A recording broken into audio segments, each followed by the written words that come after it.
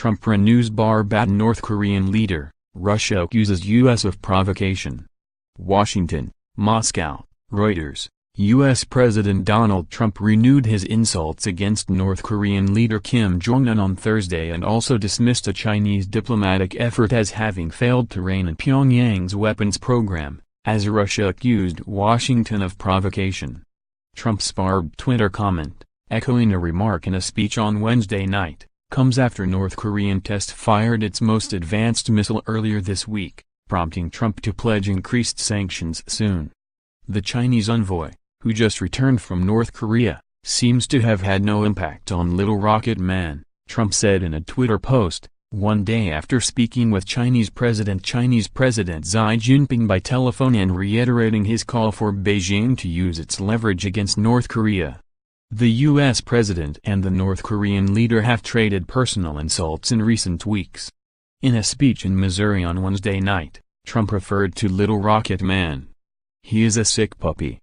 Tensions on the Korean peninsula have flared anew after North Korea said it had successfully tested a new intercontinental ballistic missile on Wednesday in a breakthrough that put the U.S. mainland within range of its nuclear weapons. At an emergency UN Security Council meeting late Wednesday, the United States said North Korea's leadership would be utterly destroyed if war were to break out. Russian Foreign Minister Sergei Lavrov, in some of his most robust comments on the subject to date, said on Thursday the way the United States was handling the situation was dangerously provocative, even as Moscow also condemned North Korea's test. Lavrov pointed to joint U.S. South Korean military exercises planned for December and accused the United States of trying to provoke Kim into flying off the handle over his missile program to hand Washington a pretext to destroy his country. He also flatly rejected a U.S. call to cut ties with Pyongyang over its nuclear and ballistic missile program, calling U.S. policy towards North Korea deeply flawed. North Korea, which conducted its sixth and largest nuclear bomb test in September, has tested dozens of ballistic missiles under Kim's leadership. Pyongyang has said its weapons programs are a necessary defense against U.S. plans to invade. The United States, which has 28,500 troops in South Korea as a legacy of the 1950–53 Korean War, denies any such intention. Previous U.S. administrations have failed to stop North Korea from developing nuclear weapons and a sophisticated missile program. Trump, who has previously said the United States would totally destroy North Korea if necessary to protect itself and its allies from the nuclear threat, has also struggled to contain Pyongyang since taking office in January.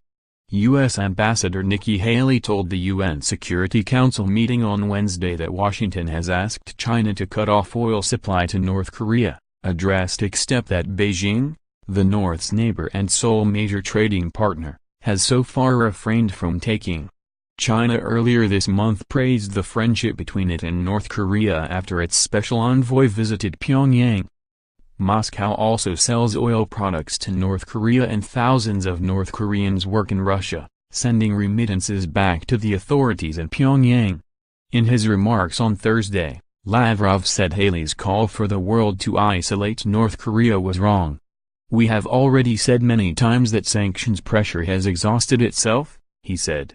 For a graphic on North Korea's missile and nuclear tests, click gmsnrt.rs/2f3y8rq interactive graphic, Nuclear North Korea, click gmsnrt.rs/2love5 reporting by Makini Bryce in Washington and Andrew Osborne in Moscow, writing by Susan Heavey, editing by Francis Carey.